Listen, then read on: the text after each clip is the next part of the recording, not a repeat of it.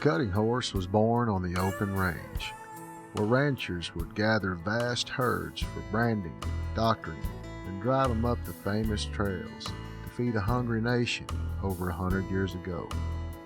Some horses were better suited for separating a cow from the herd, becoming the royalty of the remuda. Ranchers would brag and bet on who had the best cutting hoss, and competitions arose. These select few were crossbred to create what we have today.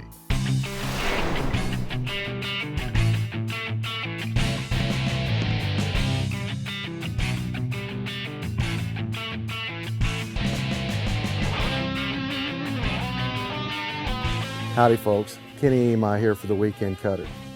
Come join us as we travel from coast to coast and visit top cutting horse trainers as they prepare their students to compete in the Western industry's most exciting equine sport. So sit back, relax, and you'll learn what it takes to become a top weekend cutter.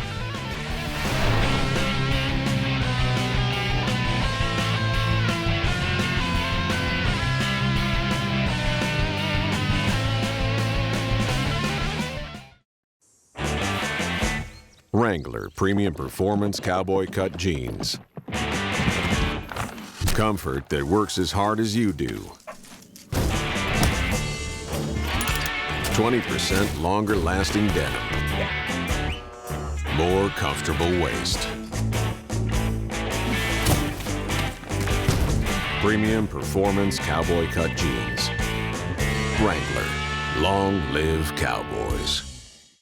The strain put on an athlete's joints can be tremendous and over time lead to chronic joint pain. Top trainers such as multi-million-dollar earner Clint Allen know that preventive maintenance is a must.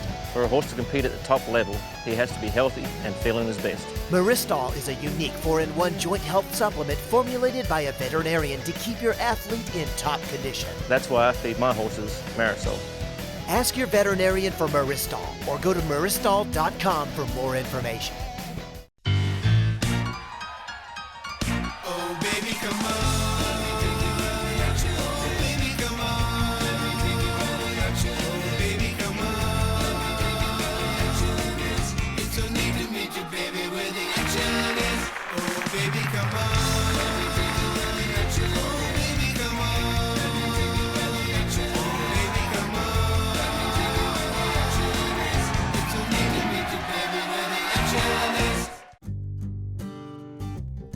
Whether your horse is a competitor in the show pen, your right hand on the farm, or a retiree, a long, healthy life awaits him.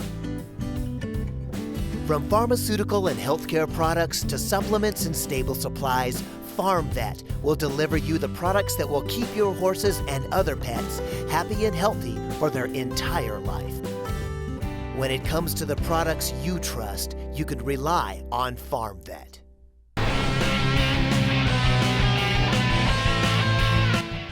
Well folks, this is an episode that I'm excited to bring to you.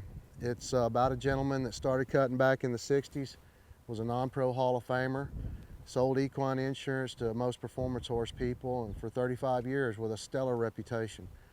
Roger Peters was battling brain cancer for almost a year before we got to sit down and do this interview.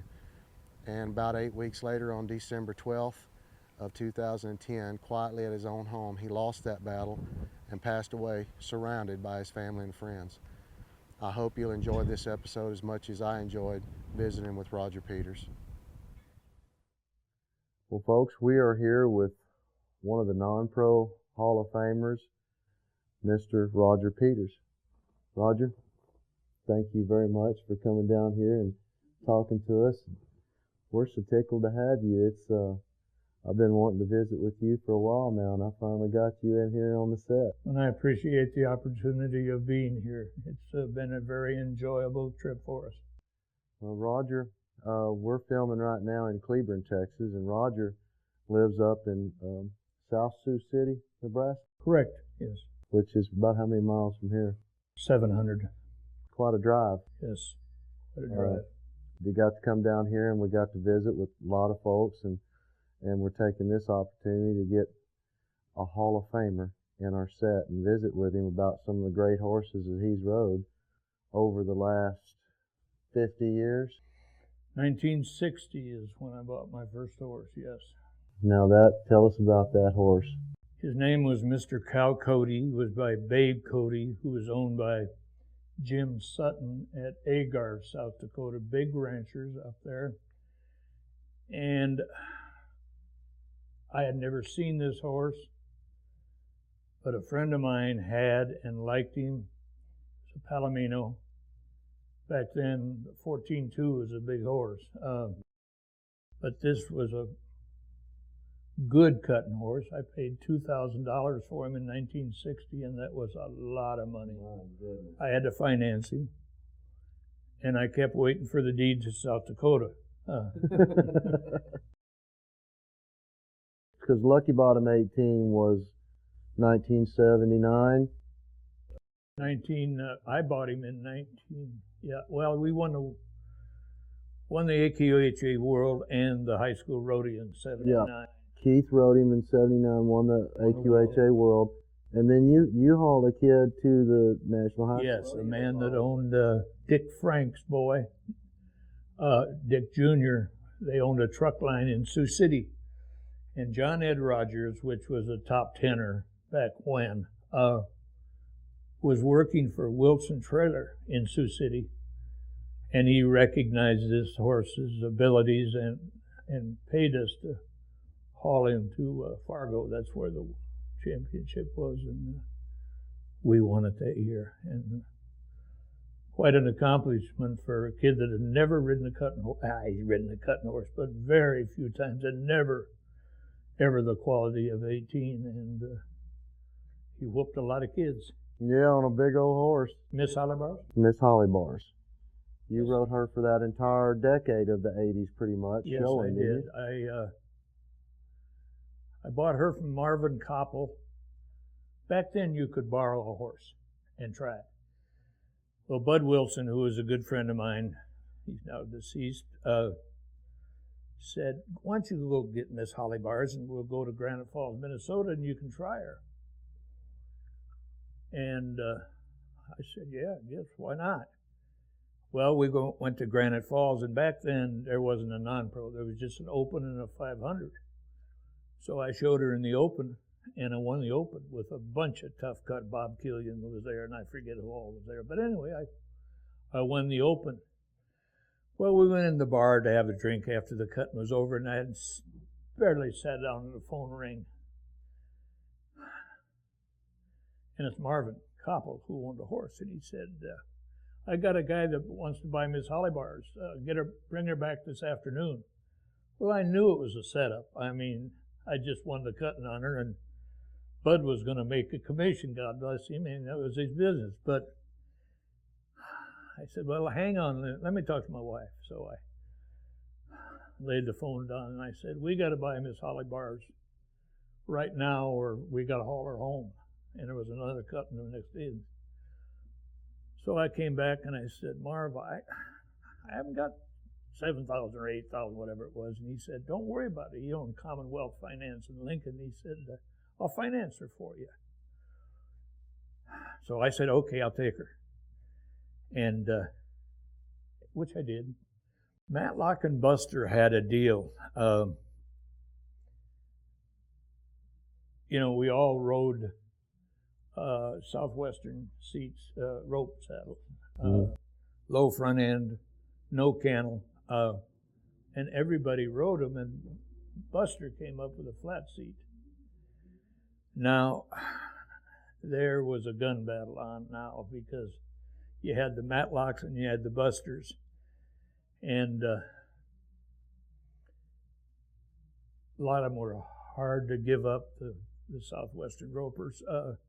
It was Bob Killian in Crowley, Texas. And Bob was working hard. He was a hard worker. He kept, and about the sixth horse he rode, he was riding Busters, because he was trying to get used to flat seats, because that, right. They all stood up in the Southwesterns, and he said, "I don't want to wish Buster any ill fortune today, but I hope his hemorrhoids are hurting." That was about the year that, I guess, Now, from what I understand, it was Buster and maybe Wendy Ryan that got together and kind of started changing the way they took these old Saddle Bronc saddles and put a flat seat in them and started raising the cantle up and then the horn, and kind of developed into the cut and saddle we know of today. Correct. Correct. 60s is when they started grabbing the horn. I would say it was closer to the 70s when the Buster really took a hold, where I know Sonny Rice, I believe it's Sonny, one of them had an old Southwestern, but he had somebody, a saddle maker, go in and put a 4-inch horn on it, and that was the start of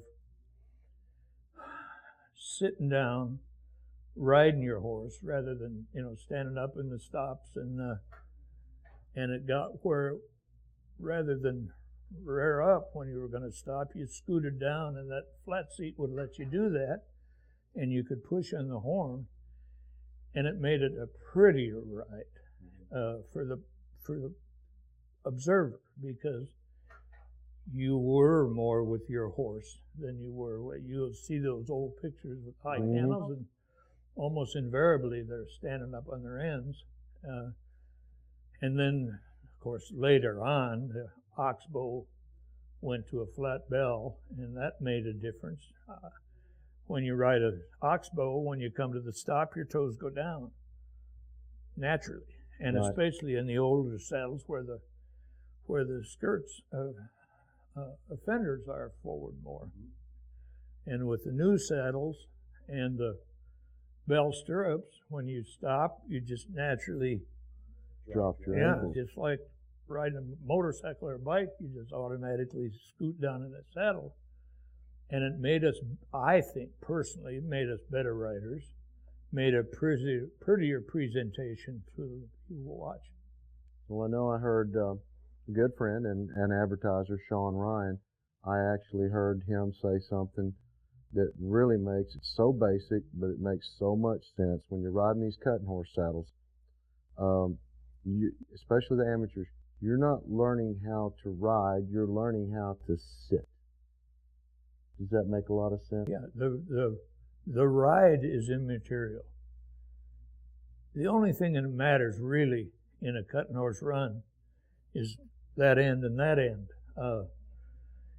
If you don't ride your horse to a stop, he'll never come out right coming back. And consequently, then the other way is going to be followed up. So I think personally it revolutionized, and it's obvious today because I don't remember the last time I've seen anybody other than turnback horses wearing Southwesterns. Yeah. No, you don't.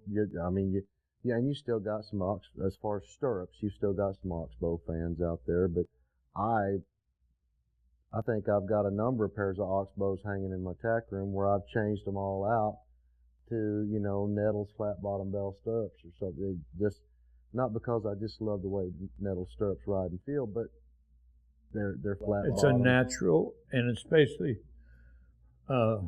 Nettles. I mean, I have on occasion bought imitations for a work saddle, and I don't know why, but they don't feel the same to me. Ronnie's got a knack for building stirrups, and he's found a niche. And this is Lee Garner, and the Weekend Cutter will be right back after these messages. Roger Peters has ensured the performance horse business for over 35 years. Inducted into the NCHA's Hall of Fame in 1999, Open World Champions to the Amateur Weekend Cutters have come to trust the Peters family. Performance horses are a huge investment. Protect your investment with Roger Peters Livestock Insurers. I do.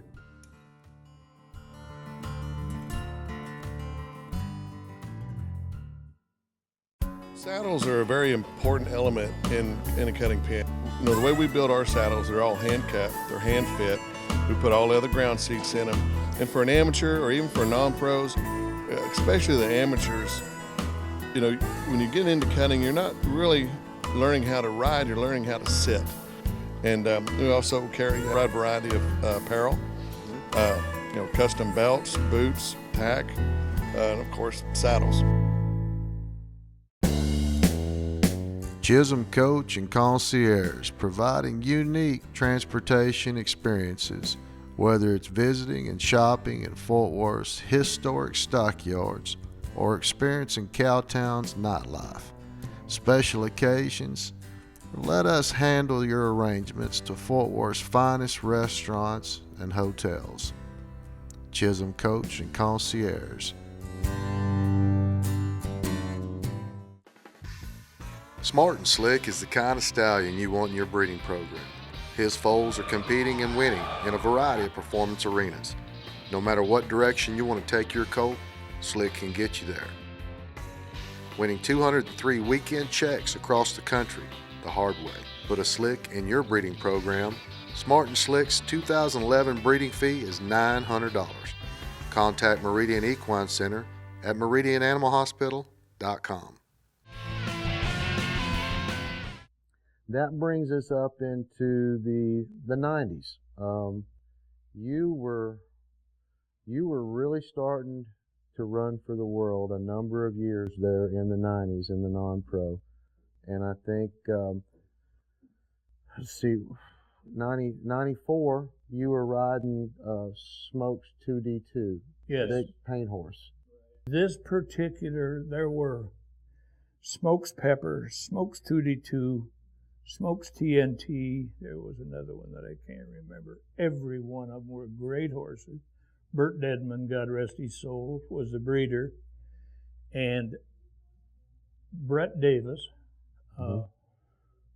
trained my horse, 2D2, and TNT, which I owned, and he did a phenomenal job. Brett won the Crawfish Classic every day in Lake Charles on my horse. I mean, before I owned it. He had an illustrious career. I think I was third in the Derby or the Classic. I won some big cuttings in Batesville, Mississippi on him. And I hate to say this, but if you're riding a painter in Appaloosa, you got a hill to climb now with a lot of judges. They just, and I understand. That brings us to the late 90s, and something really wonderful happened in your career in the cutting horse industry. You were inducted into the NCHA's Hall of Fame in 1999. Yes, I was, and it was my goal from the get-go. You know, once they had a Hall of Fame, Right. my number is 49, I think. So I feel honored to be in that group with that low number. They've changed some things about it now that I'm not pleased with, but that's just me. How y'all doing? This is Keith Barnett. We're with the Weekend Cutter. We'll be right back after these messages. Oh, baby, come on. Oh, baby, come on. Oh, baby, come on. It's so neat to meet you, baby, where the action is. Oh, baby, come on. Oh, baby, come on. Oh, baby, come on. It's so neat to meet you, baby, where the action is. Chisholm Trailer Company has some of the finest trailers available at closeout prices. With or without living quarters, Chisholm Trailer can help you show up in style at a price you can afford. Financing available with approved credit. Visit chisholmtrailer.com or call us toll free at 888-554-0808.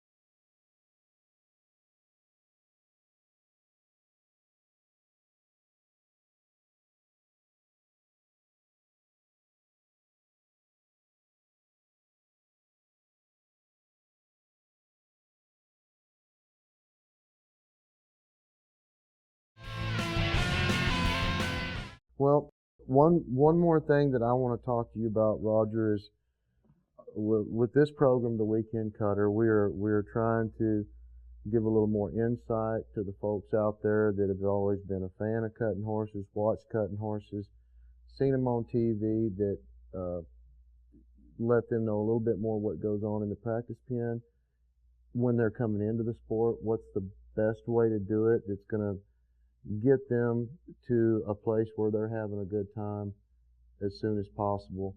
And the most important thing with that is when you're coming in is you got to find a trainer in your general area that's got a good reputation of working with non-pros and amateurs, and you had a great history with a number of guys.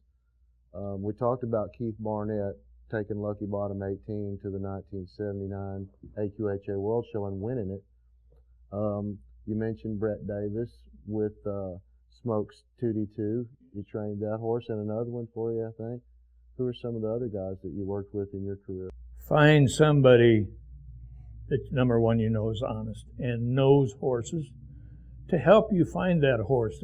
It can be a trainer, it can be anybody. My mentor is Mel Sheeran. He's found me 90% of those horses. He's honest as the day is long. He's a true horseman, not just a cutter.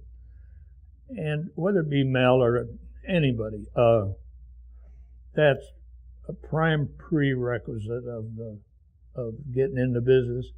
And then do the same thing with a trainer. Find somebody that you can relate to, that he can relate to you. He's close enough that you can get over there enough to learn the sport. Because it can be the most rewarding thing you'll ever do in your life, or it can be pretty expensive if you do it the wrong way. And it's easy to do it the right way if you follow those basic rules, and that's find the right horse and then the right man to help you through it. I don't know how many times I've called Keith up and said, Keith, 2D2 would run off. Oh, bad run off. I'd call him up 10 o'clock at night on my way home from a cut and say, Keith, this dirty sucker ran off again. Don't worry about it, get him down here. Hell, 6 o'clock in the morning, I'm loading a horse trailer heading for Brenham, Texas, and he has a mechanical calf, and he put him on that thing about 3 times a day, and 2 days or 3 days he'd send me home, and he was fixed. It was fixed. Keith Barnett is another fellow and has been in this business for so long, but he has a great reputation as a cutting horse mechanic. And you have been using him as your own personal cutting horse mechanic for many, many years. We'll take the time to work with you. He's riding, I think, 30-some head of horses now every month, and he still has time to let us ride his horses. And that's pretty admirable. Roger Peters Livestock Insurers. That was about 35 years ago when your wife said we ought to get that horse insurance license. Yep.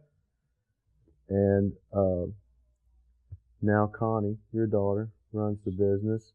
Y'all have got agents across a few different places in the country where you can kind of be centralized and take care of your clients. And Futurity champions, Open World champions, Non-Pro World champions, and about 35 or 40,000 others you write insurance for because you know this business, you know these horses, and you know the people.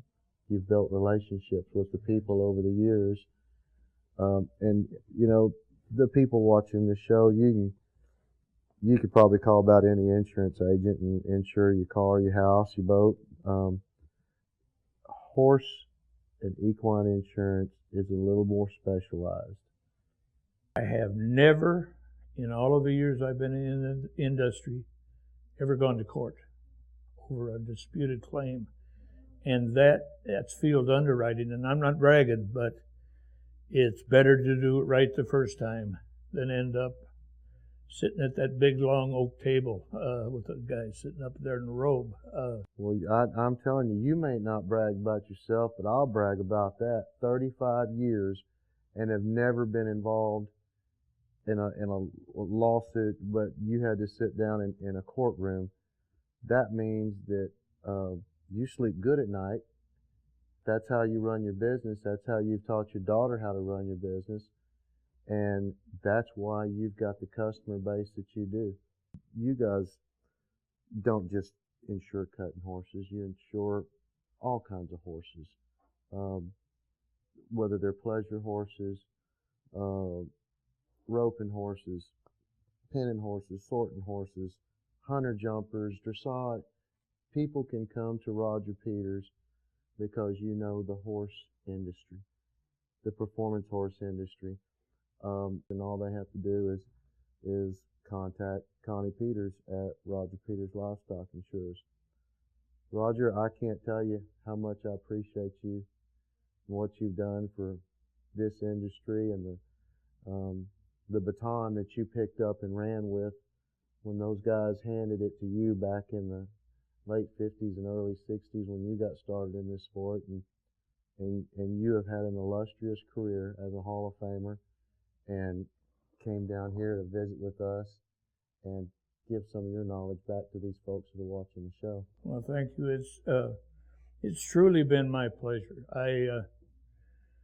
We're all egomaniacs, or we wouldn't have cutting horses, and it's great to have this opportunity to talk about what little I've contributed to the business and to be surrounded by the people that I had the fortune of being with last night. Was a really enjoyable evening for me, and today's been just as enjoyable. So thank you for having me. I look forward to as many times as you want to come down here. My door is open. Thank you very much. Matter of fact, I'll give you a key. You just come in whenever you want. Okay. Thank you, Roger. Thank you. Thank you, folks, for joining us with me, Kenny Imai, and Mr. Roger Peters. Y'all join us again next time on The Weekend Cutter. Children's Advocacy Center, helping those that need our help the most. Visit childadvocacycenter-jc.org. Charity Foundation, on-site support services for cancer patients. Visit charity.org. NCHAradio.com, anytime, anywhere. Top country music and cutting horse news.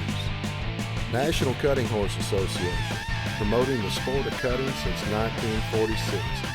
Visit nchacutting.com.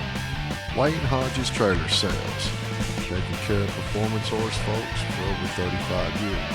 Visit WayneHodgesTrailers.com. Meridian Equine Center, a full-service reproduction facility, proudly standing smart and smooth. Go to MeridianAnimalHospital.com.